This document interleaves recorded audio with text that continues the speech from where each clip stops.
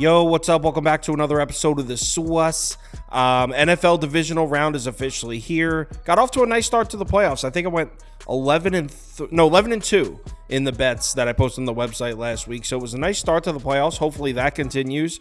Obviously, we got 2 games on Saturday, 2 games on Sunday, and we'll start with the first one. Texans Ravens. Let's do it. Welcome to the Sauce. The Sauce.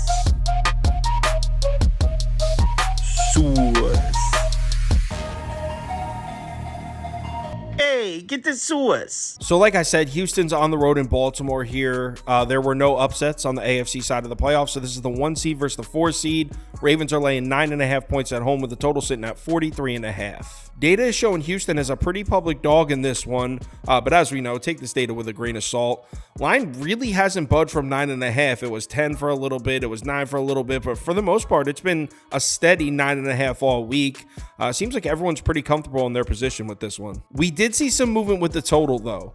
On Tuesday morning, this was at 45.5. Looks like a bunch of sharp money came in and bought in on the under at that number. It's now been bought down to 43.5. Real quick before we get started, we have an NFL Playoff Pick'em betting challenge here brought to you by EdgeBoost. It's free to enter and you start with 10,000 shares. You can wager them however you want, point spreads, money lines, or total. No limits either. You can go all in at any time you want. You can put all 10,000 shares on Texans money line at plus 340 if you want. At the end, the top 3 winners get a deposit match in Edge up to $2,500 credit, interest free for the first month. Top 25 winners get a deposit match in Edge up to $1,000 credit, interest free for the first month. Like I said, it's completely free to enter. I'll put a link in the corner of the screen and I'll also put one in the description of this video if you'd like to join.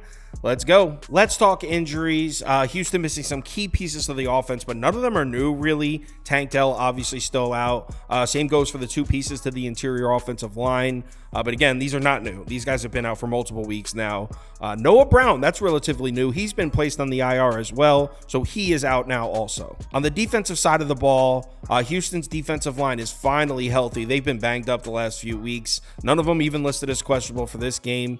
As far as the rest of the defense, it's just those same 2 DBs that have been out for multiple weeks, Thomas and Ward. On the Baltimore side of things, Ravens offense is going to be completely healthy with the exception of Mark Andrews. Surprisingly, Baltimore's actually 5-0 since Andrews got hurt, so they're perfect 5-0. They did lose that Week 18 game against the Steelers, but it was a meaningless game and a lot of their starters sat, so I don't even count that one. Baltimore also in pretty good shape on the defensive side of the ball with one big exception. Cornerback Marlon Humphrey has been ruled out for this game.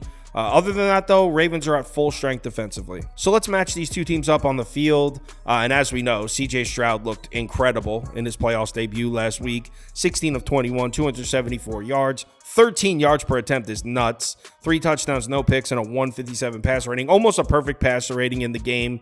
On the season, I mean, this isn't new. He's been doing this all year. On the season, amongst 27 qualified quarterbacks, Stroud is 2nd in yards per attempt and 3rd in passer rating. That being said, we know that CJ Stroud does have some weaknesses, the biggest one being his home away splits. He hasn't been nearly as good on the road this year. You can see at home, he's averaging 8.9 yards per attempt, a 108 passer rating. On the road, though, those numbers drop to a 7.3 yards per attempt and a 91 passer rating. So obviously, this one being at Baltimore is a big deal. Also, we know CJ Stroud has struggled with pressure.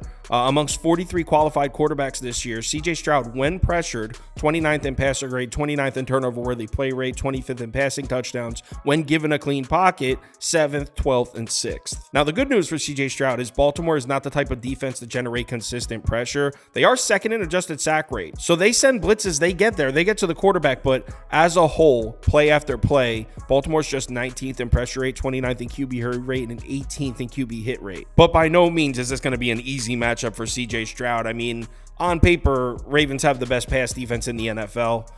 First in DVOA, first in yards per pass attempt allowed, first in opponent passer rating. There's really only been one game where the Ravens pass defense looked vulnerable, and it was Matt Stafford in that Rams game. They went to overtime. Ravens obviously won, but Rams took them to overtime. Matt Stafford was 23 of 41, 294 yards, 3 touchdowns, no picks, and a 103 passer rating. Other than that game, the Ravens pass defense has pretty much been locked down all year. Now, obviously, Marlon Humphrey being out at corner is huge, but you know what? Marlon Humphrey didn't play in that week 1 game either against Houston, and CJ Stroud threw for just 242 yards, 5.5 yards per attempt, no touchdowns, no picks, and a 78 passer rating. Now, to be fair, CJ Stroud has developed a lot since week 1. That was his first career start. So I don't know how much we can take away from this. But you know what? The Ravens defense has also come a long way since week 1. Big question is going to be on the ground. Are the Texans going to be able to run the ball in this one? Obviously, on the year, we know Houston's rushing offense has terrible looking numbers. 30th in DVOA, 29th in yards per carry, and 21st in adjusted line yards. But as we've discussed on this channel several times now, this Houston Texans offense has done a lot better job running the ball the second half of the year. I mean, pretty much since Singletary took over as RB1, you can see in their first 8 games when Dameon Pierce was the RB1, just 91 rushing yards per game on 3.22 yards per carry. In their last 9 games where Singletary's been the main guy, 104 rushing yards per game and 4.1 yards per carry. So still not a great rushing attack, but it's been somewhat better. And if you take a quick glance at the Cleveland game last week, you'll see Houston ran the ball 22 times for only 76 yards. That's 3.5 yards per carry as a team. But if you take a little bit of a deeper look, Singletary had 13 carries for 66 yards. That's 5.1 yards per carry. So when they handed the ball off to Singletary, they were able to run the ball. There was 7 combined carries from CJ Stroud, Davis Mills, and Dameon Pierce that brought down the team average. All that being said, despite the increase in production from the rushing attack for Houston, still advanced metrics show that this is not a good rushing attack. Even with Singletary, they're still 27th in EPA per rush and 29th in success rate per rush. And they're matched up against a Baltimore run defense that's pretty good. Maybe not quite as good as their pass defense, but on the year, they're 7th in DVOA, 17th in adjusted line yards, and 25th in yards per carry. Now, you might be wondering how the Baltimore run defense is ranked 7th, despite being 25th in yards per carry allowed. These are schedule and situation adjusted, meaning if the Baltimore Ravens are up 40-13 and it's 3rd and 11 and someone rips off an 8-yard run, that's not going to count against their run defense rating. They're sitting back in a cover 4 with a big lead. The Dolphins game comes to mind. They blew the Dolphins out, but the Dolphins averaged close to 6 yards per carry in that game. It's not a criticism of the Ravens' run defense. They were up huge, sitting in a soft zone. But the thing is, we really need to ask ourselves how much we trust this Baltimore run defense. Because look at their numbers from the second half of the season in comparison to the first half. In weeks 1 through 9, they were 4th in EPA per rush, 7th in rushing success rate, 91.8 rushing yards per game allowed, and 3.97 yards per carry allowed. In weeks 10 through 18, 29th, 31st, 129, and 4.98. So I'm down to fade this Ravens defense on the ground. I think the run defense is very overrated, as we've seen the second half of the year. But is Houston really the right offense to do it? Because this is not a run game we could really hang our hats on. Situational stats on this side of the ball, no question, the edge goes to the Baltimore defense. They're 8th on 3rd down, 2nd in the red zone. Houston's offense 20th and 16th. Now let's flip it over to the other side of the ball. Houston's pass defense on the year, as we know, hasn't been great. They're 23rd in DVOA, 27th in yards per pass attempt allowed, and 16th in opponent passer rating. But let's give that Texans defense some credit. They've definitely done a much better job in the second half of the season. In weeks 1 through 9, they were 20th in EPA per play, 24th in EPA per dropback, 22nd in success rate, at an average opponent passer rating at 93.7, 2.1 sacks per game. In weeks 10 on, including the wildcard game, 6th, 9th, 16th, an 83.6 average passer rating, and 3.3 sacks per game. A big reason for that has been the defensive line, specifically the pass rush. On the season, the Texans are 10th in pressure rate, 3rd in QB hit rate. But here's the thing. We're talking about the Baltimore Ravens and Lamar Jackson, and pressure just doesn't seem to faze Lamar Jackson. His numbers under pressure this year are like a video game. Amongst 42 qualified quarterbacks, Lamar Jackson, when pressured, 1st in yards per pass attempt, 1st in PFF passer grade, 1st in big time throw percentage, 6th in turnover worthy play rate, 4th in passer rating. His numbers when pressured this year are out of this world. And it gets even worse because Houston's the type of defense that generates their pressure with just their defensive front 4. They don't blitz a lot. Houston has blitzed on just 20% of their defensive snaps this year. That's 29th in the NFL. They don't blitz a lot. That's Lamar Jackson's specialty. Look at his numbers when not blitzed. 9th in completion percentage, 3rd in passer grade, 2nd in passer rating. When he's blitzed, the numbers go down a little bit. Another positive angle for Lamar Jackson. Houston Texans defense runs a lot of zone coverage. Look at Lamar's numbers against zone coverage. He's 3rd in passer rating, 3rd in net yards per attempt, and 6th in touchdown rate. So on paper, this looks like a really good spot for Lamar to have a great day throwing the ball. But what about running the ball? Obviously, when you're capping a Ravens game, you got to look at the defense's numbers against scrambling quarterbacks. On the season, the Texans have played Russell Wilson, Kyler Murray, Anthony Richardson, and obviously Lamar Jackson in week 1. So they played 4 games against quarterbacks that you'd consider dual threat. In those 4 games, 6.11 yards per carry and 42.8 rushing yards per game. So they've struggled a little bit. Quarterbacks that can run have been able to run on Houston. Now, the Texans' run defense as a whole, as you probably know, is very good. At least they have great numbers on the year. They're second in DVOA, second in yards per carry allowed, and second in adjusted line yards. Last week, Cleveland couldn't run the ball at all on this Houston run defense. Just 20 carries, 56 yards, 2.8 yards per carry. So do they have a shot at stopping the Ravens? Can they stop the Ravens on the ground? I'm not sure about that, because if you watch the Week 18 video I did for Texans Colts, we pointed out that Houston's run defense is elite against bad rushing attacks. But they've played 6 games against top 12 rushing attacks this year, and in those 6 games, they're allowing 131 rushing yards per game on 4.73 yards per carry. In the other games, they're allowing just 2.84 yards per carry and 75 rushing yards per game. So Houston's run defense has been elite against bad rushing attacks, but against any rushing attack ranked in the top 12 DVOA-wise, they've been getting run on. You want to know where the Baltimore Ravens rushing attack ranks on that list? First, literally first. They're first in DVOA, third in yards per carry, and sixth in adjusted line yards. Now, Houston was able to hold the Ravens' run game down in week 1, just 110 rushing yards on 3.4 yards per carry. But as I mentioned when we were talking about CJ Stroud stuff, who cares what happened back in early September? Not to mention the Ravens specifically have a new offensive coordinator this year, Monken, and that offense was struggling for the first 6 or 7 games. We really didn't see that offense take off till like the Detroit game. I think that was week 7. Situational stats on this side of the ball, kind of a wash. I mean, I guess a slight edge to the Ravens offense in the red zone. Ravens offense 7th on third down, 7th in the red zone. Texans defense 7th and 13th. Couple divisional round betting trends here I thought were interesting. Since 2004, teams in the divisional round of the playoffs coming off a bye week are 49-22 straight up and 33-37-1 against the spread.